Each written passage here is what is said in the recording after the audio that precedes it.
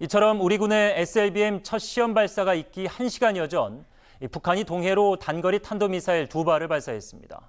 신형 순항미사일 시험 사격을 단행한 지 사흘 만인데요. 청와대는 국가안전보장회의 NSC 상임위원회를 열고 대응 방안을 논의했습니다. 이어서 갈태웅 기자입니다. 북한이 탄도미사일을 쏜 건 오늘 낮 12시 34분과 39분입니다. 2발 모두 해안이 아닌 내륙인 평안남도 양덕에서 발사됐습니다. 미사일은 고도 60km에 사거리 800km를 기록한 채 동해상으로 낙하했습니다. 일본 배타적 경제수역과 인접한 해역에 탄착된 것으로 알려졌습니다. 이로써 북한은 6달 만에 또 유엔 안보리 결의안을 위반했습니다. 북한은 올 3월에도 단거리 탄도탄으로 분류되는 개량형 이스칸데르를 쏘았습니다. 지난 11일과 12일에는 사거리 1,500km의 신형 순항미사일로 긴장감을 고조시켰습니다. 北朝鮮は、ミサイルの発射技術を向上させていますので、しっかり情報分析、情報収集を経験から含めて行ってまいりたいと思います。 이번에도 사거리를 향상시킨 개량형 또는 신형일 가능성이 큽니다.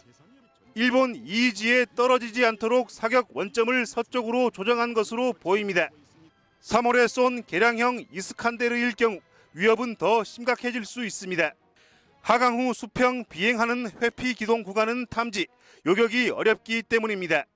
한미일은 3월에도 사거리 450km로 발표해 북측의 600km와 큰 격차를 보였습니다.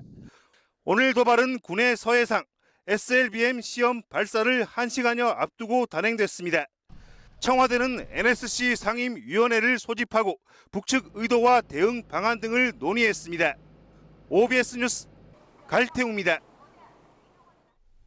한반도 긴장이 고조된 오늘 방한한 중국 왕이 외교부장과 정의용 외교부 장관이 서울에서 회담을 가졌습니다.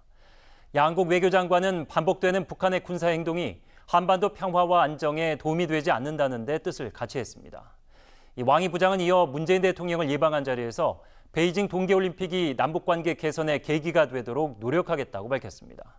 김용재 기자입니다. 왕이 중국 외교부장은 한중 양국을 떠날 수 없는 파트너라고 지칭했습니다. 최근 북한의 장거리 순항미사일 시험 발사와 관련해선 중립적인 태도를 취했습니다. 다른 나라들도 군사 행동을 하고 있다며 지난달 한미 연합훈련 등을 간접 겨냥했습니다. 我们当然希望大家都多做有利于半岛和平和稳定的事情。 정의용 외교부 장관은 양국 관계가 더욱 내실화하고 미래지향적으로 발전할 수 있기를 기대했습니다. 양국 간 인적, 문화적 교류도 더욱 확대되고 국민 상호 간의 이해와 우위도 더욱 돈독해질 것으로 기대합니다. 문재인 대통령은 왕이 부장을 접견하고 대북 인도적 지원 등에서 중국의 협력을 요청했습니다. 중국을 포함한 국제사회와 함께 한반도의 비핵화와 평화 정착을 위해 노력할 것입니다. 중국의 변함없는 지지를 바라며 이와 함께 문 대통령은 내년 2월 베이징 올림픽의 성공적인 개최를 위한 직전 개최국으로서의 협력을 약속했습니다. 이에 대해 왕이 부장은 베이징 올림픽이 남북관계 개선의 계기가 되도록 노력하겠다고 화답했습니다. 한반도의 비핵화와 남북관계 진전을 위해 건설적인 역할을 지속해 나가겠다는 뜻도 밝혔습니다. OBS 뉴스 김용재입니다.